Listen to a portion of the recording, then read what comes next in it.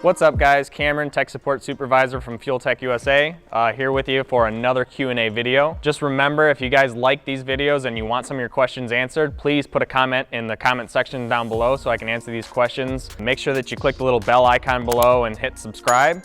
That way you can get all of our newest videos. So let's jump right into it. First one I have is, what is the advantage of Pro Nitrous stages over progressive nitrous? I wouldn't really call it advantages, but it's just a different method. Stages usually are used on like the big Pro Nitrous cars or even some of the high-powered radial cars. They just turn on multiple stages as quickly as they can. Usually they have all the stuff on by about a second. And a progressive is more used when you are in a class where you're single stage limited, but you have a really big jet and the engine itself won't be able to take all of that all at once. So you actually have to ramp that nitrous in.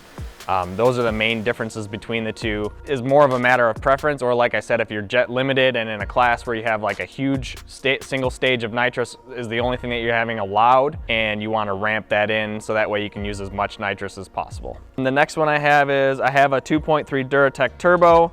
Can I use my factory cam and crank sensors?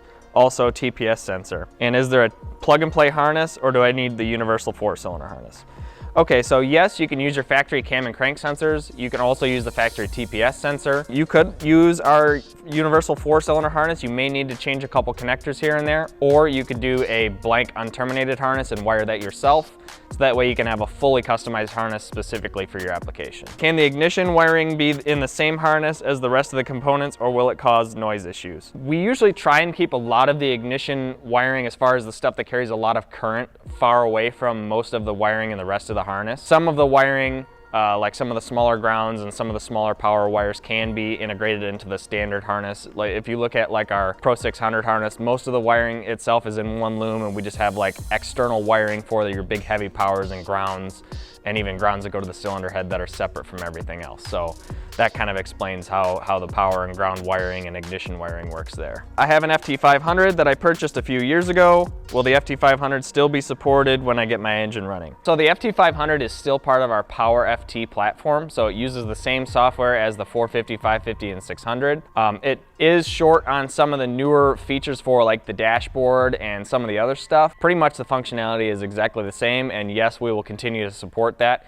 Even in the future, there's always going to be some support and technical support from us to help you keep your engine running and running as good as it can. Can you explain how the map switch button works on 4 different maps? So basically in the tune, you would select one of your buttons to be used for a map switch. Each one of your tunes has to have that option enabled, and when you push that button, it will then switch to map 1, map 2, map 3, or map 4. You can have 4 individual buttons, or you can have one button that kind of toggles through all of them in a sequence, kind of like a Rolodex. Both of those methods work fine.